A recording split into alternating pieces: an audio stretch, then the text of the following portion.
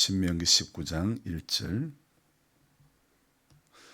내 하나님 여호와께서 이 여러 민족을 멸절하시고 내 하나님 여호와께서 그 땅을 내게 주심으로 내가 그것을 받고 그들의 성읍과 가옥에 거주할 때에. 아멘. 그리고 또 14절부터 보겠습니다. 내 하나님 여호와께서 내게 주어 차지하게 하시는 땅 곧 내 소유가 된 기업의 땅에서 조상이 정한 내 이웃의 경계표를 옮기지 말지니라. 사람의 모든 악에 관하여 또한 모든 죄에 관하여는 한 정인으로만 정한 것이 아니요 두 정인의 입으로나 또는 세 정인의 입으로 그 사건을 확정한 것이며, 만일 위정하는 자가 있으면 어떤 사람이 악을 행하였다고 말하면 그의 논쟁하는 쌍방이 같이 하나님 앞에 나아가 그 당시의 제사장과 재판장 앞에 설 것이요 재판장은 자세히 조사하여 그 정인이 거짓 증거하여 그 형제를 거짓으로 모함한 것이 판명되면 그가 그의 형제에게 행하려고 꾀한 그대로 그에게 행하여 너희 중에서 악을 제하라. 아멘. 오늘 새벽에는 말씀을 읽다가 몇 번이나 제가 깜빡깜빡 졸고 말았습니다. 피곤이 급속도로 몰려오니 저도 모르는 사이에 몇 번이나 졸다가는 귀로 듣던 어머니 성경의 눈으로 어딘지 몰라가지고 몇 번을 헤매고 그렇게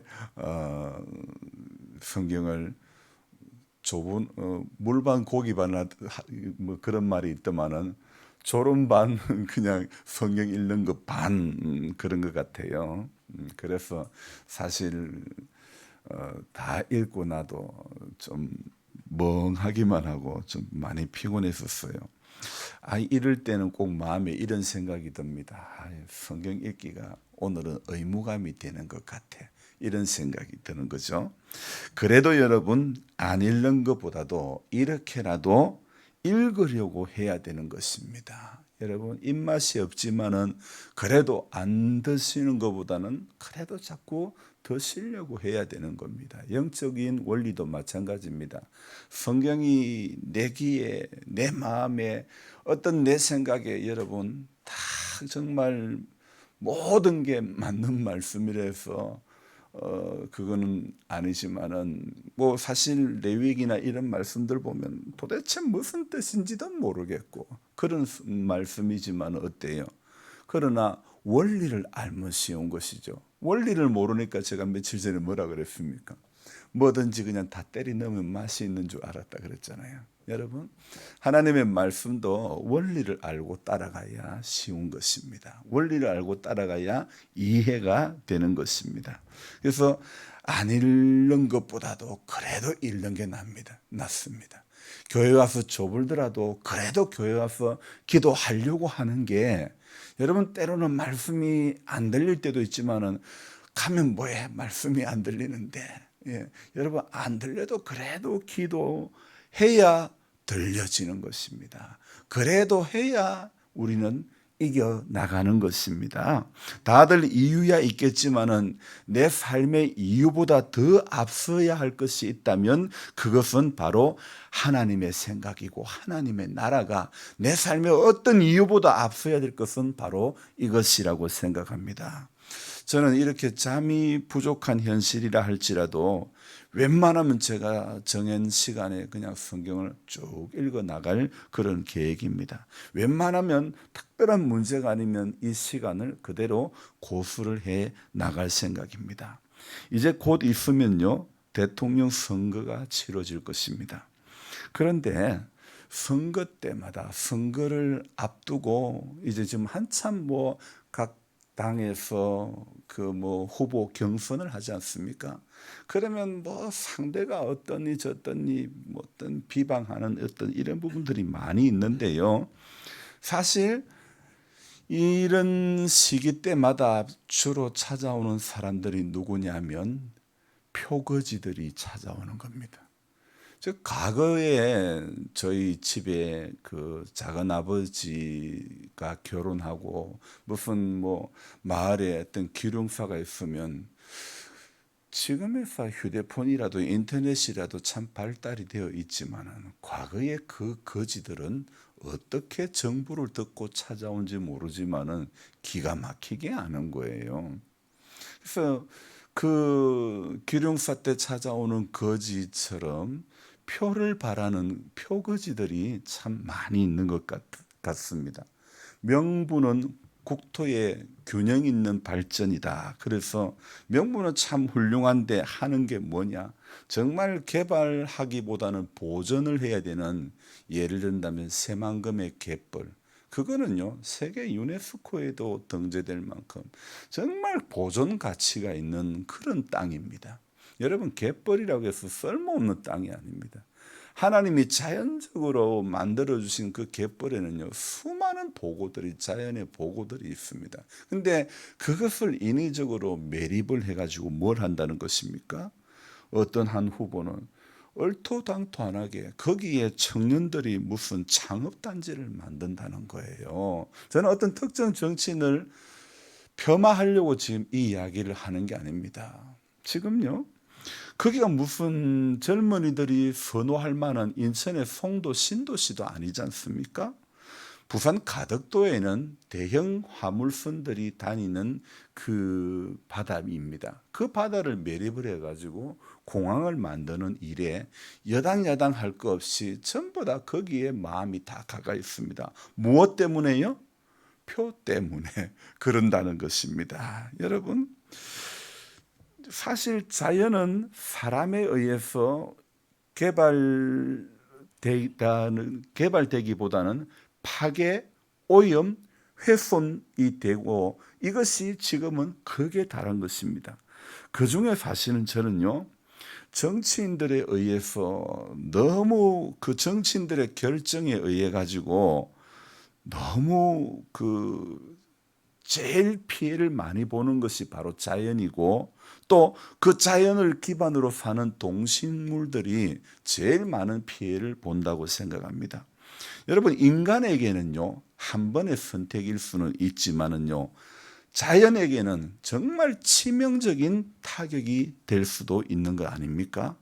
몇 년마다 돌아오는 선거를 맞이해서 표를 의식한 이 몰상식한 행보들, 친환경 에너지를 만들겠다고 하면서 전국의 온 그 농가 밭에 산에는 태양광으로 가득하고 있지 않습니까?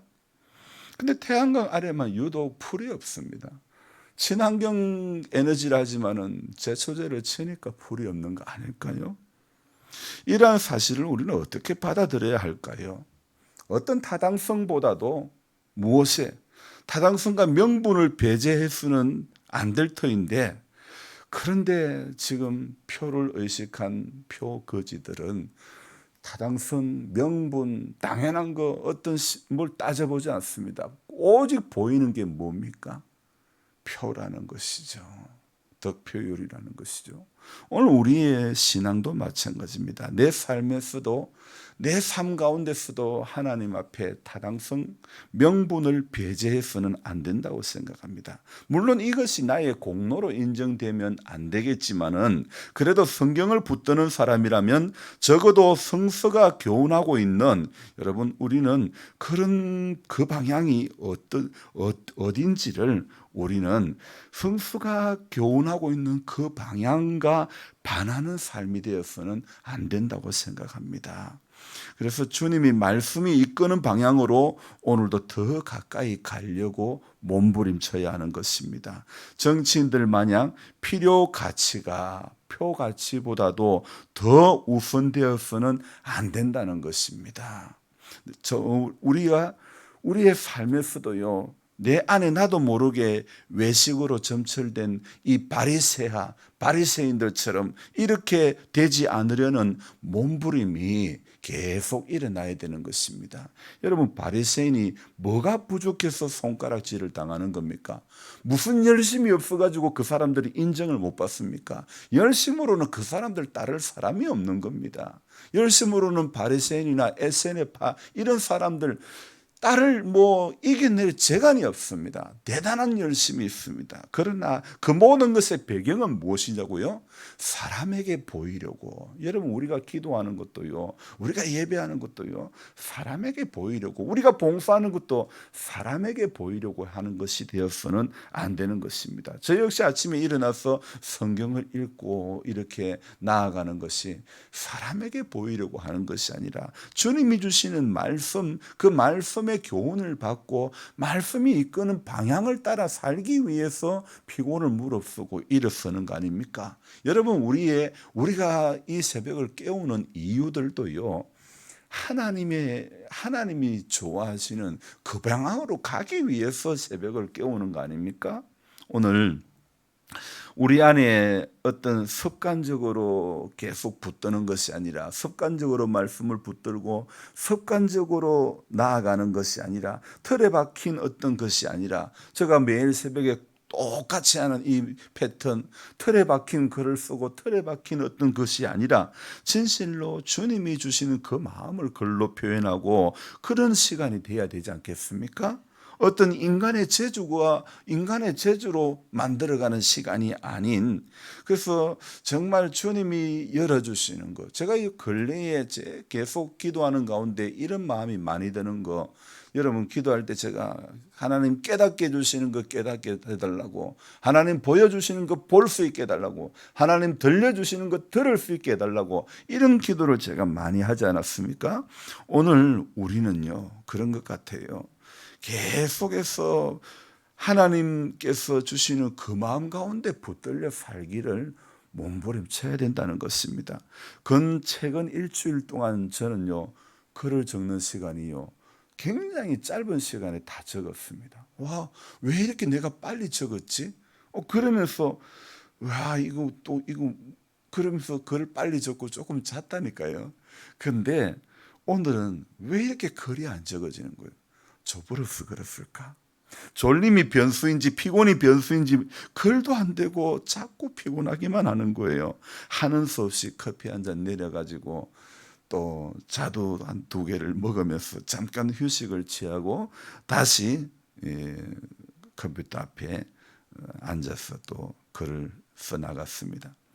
계속해서 신명기를 지금 보고 있는데, 모세의 이 고별 멘트, 모세가 이제 창세기부터 레위기, 민수기까지 다 기록을 하고 마지막 신명기, 이 고별 멘트, 여러 가지 이 고별 멘트 가운데서 19장부터 26장까지는요, 어떤 내용이냐면 우리의 삶의 전반적인 그 삶의 문제를 모세는 초목초목 다 다루고 있더라 이겁니다.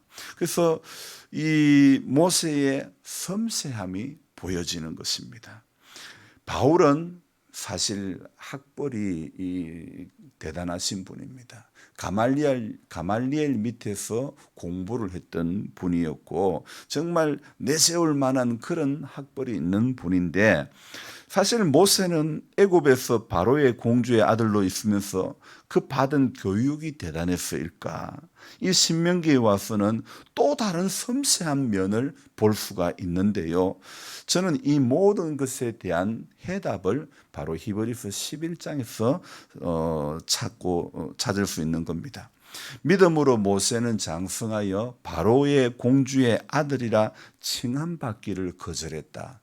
여러분, 세상 살아가는 데는 바로 공주의 아들로 살아가는 게 얼마나 살기가 편하고 좋을까요? 그죠? 근데 그 앞에 단어에 믿음으로 모세는 바로의 공주의 아들이라 칭함받기를 거절했다는 것입니다. 여러분, 하나님 앞에 믿음으로 살려고 하는 백성들은요, 세상에 좋은 것을 거절할 수 있는 은혜가 있어야 되는 것입니다. 그런 결단이 있어야 하는 것입니다. 이어서 또 말씀하고 있습니다. 그 바로 공주의 아들이라 칭함을 거절하고 도리어 하나님의 백성과 함께 고난받기를 잠시 제약의 낙을 누리는 것보다 더 좋아하고, 여러분, 사람들은요, 잠시 제약의 세상에 낙을 누리는 그것에 오늘도 환장을 하는 겁니다. 그것에 마음이 다 뺏기는 겁니다. 가만히 놔두면 저와 여러분들이 새벽에 기도하는 사람이 될까요? 잠시 제약 세상에 낙을 누리는 그 방향으로 흘러간다니까요. 아닐 것 같죠? 목사인 저도요. 가만히 놔둬봐요. 새벽에 여러분 기도하러 온 사람 아무도 없고 그러면 저 혼자 새벽 기도 잘할 것 같지요?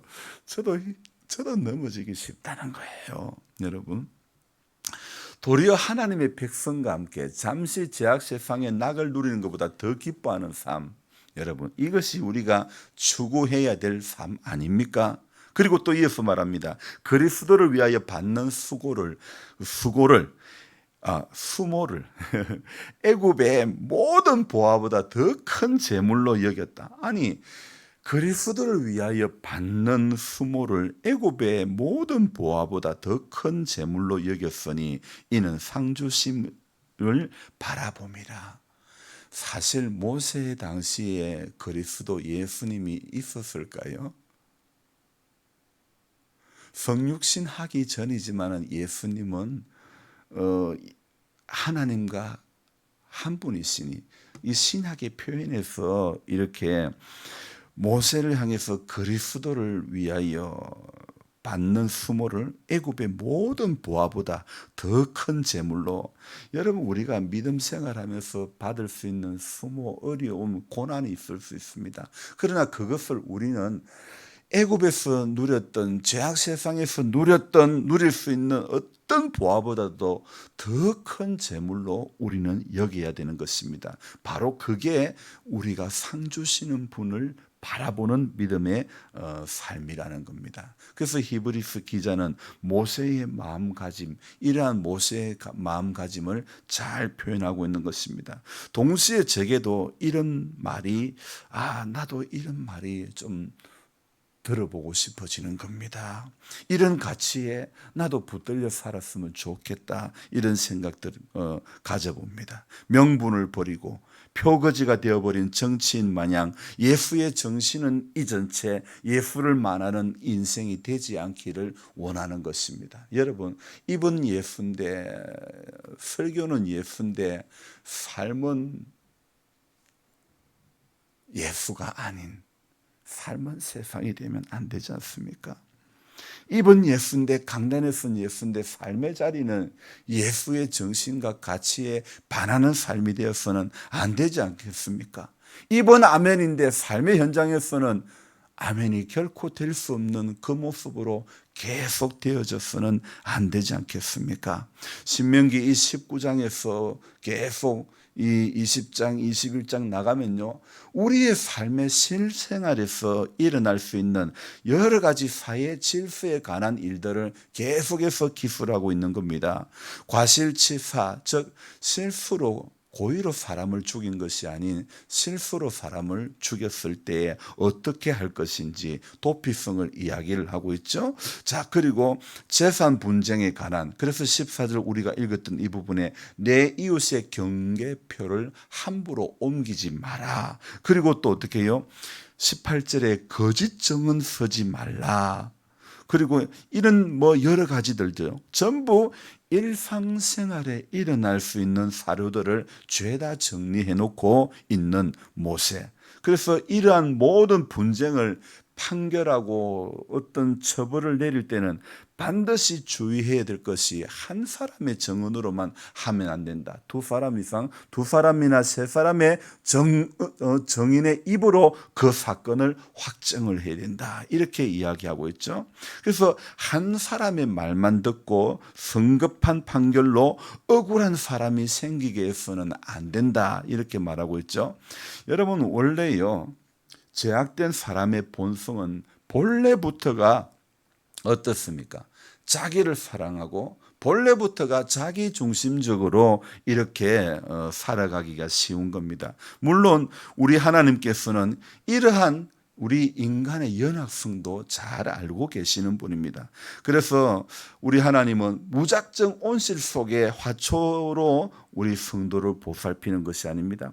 백성들에게 율법을 주시고 그것으로 본성과 싸워 이겨보라고 하시기도 하는 겁니다. 그리고 그 율법의 원리와 정신이 무엇인지 깨달은 자들은요, 자신이 하나님을 사랑하고 그분을 중심으로 살고자 하는 그 소망을 가졌다는 것을 알기 때문에 하나님께서는 그렇게 부딪혀서 살아보라고 말씀하시는 겁니다.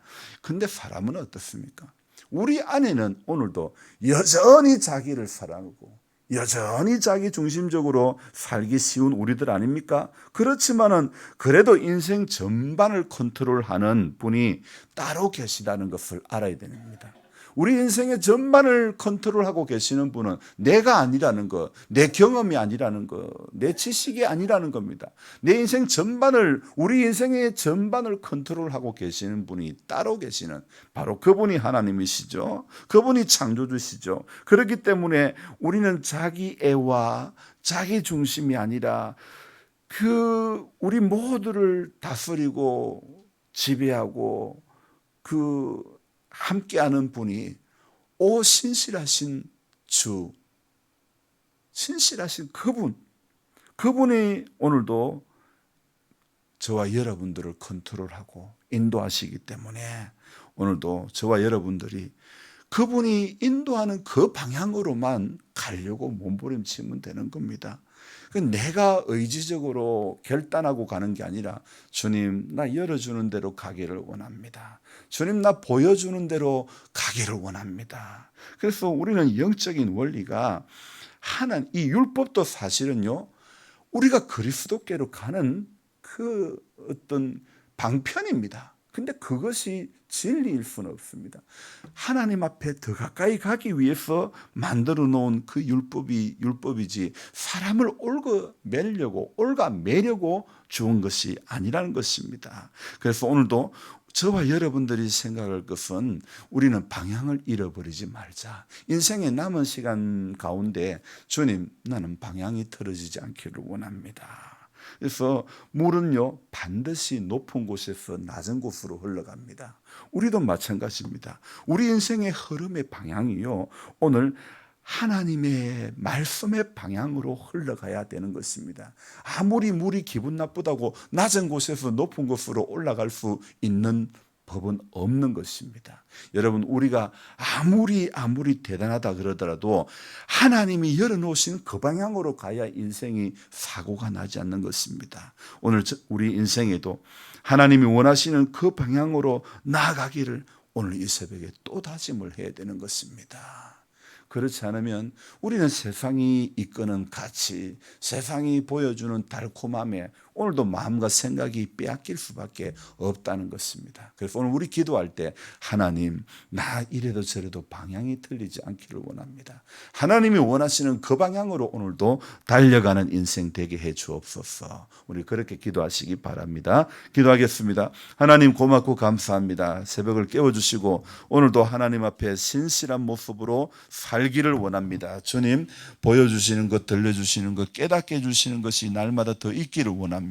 하나님께서 열어주시는 대로 우리 인생 달려가기를 원합니다. 우리 결단 잘하고 우리 마음, 우리 생각, 우리가 뭐 대단한 결정을 해서 나아가는 것이 아니라 주님이 열어주시는 그 방향으로만 갈 수 있고 주님이 보여주는 그 방향으로만 갈 수 있는 우리들 되어지게 하여 주옵소서. 사랑의 주님, 오늘도 기도의 제목을 가지고 주 앞에 왔사오니 주 앞에 아랠 때에 나는 없어지고 주님, 구속하신 주님만이 오늘도 우리 기도하는 시간 가운데 우리를 다스려 주시기를 원합니다. 내 인생의 생각, 내 인생의 경험, 내 인생의 배운 지식이 나를 이끄는 것이 아니라 오늘 우리는 가만히 놔두면 자기를 사랑하고 끊임없이 자기 중심적으로 갈 수밖에 없는 우리들이기에 오늘도 주님의 도우심을 간구하며 주님의 인도를 따라 살게 해 주옵소서. 장로님 가정 축복하시고 믿음 주시고 은혜 주시고 우리 권필호 권사님 새 힘을 다해 주시고 정은자 집사님 강건케 하여 주시고 믿음 주시고 하나님의 사랑에 길이와 깊이와 높이와 넓이를 깨달아갈 수 있도록 축복하옵소서. 김태현 씨 속히 회복되게 해주시고, 이상훈 씨 새 힘을 주시는 하나님을 바라보고 남은 생의 그 가정이 예수 안에 붙들려서 살 수 있도록 도와주옵소서. 귀하신 예수님의 이름으로 감사하며 기도드리옵나이다. 아멘. 간절한 마음으로 주여 부르고 기도합니다. 주여, 주여, 주여.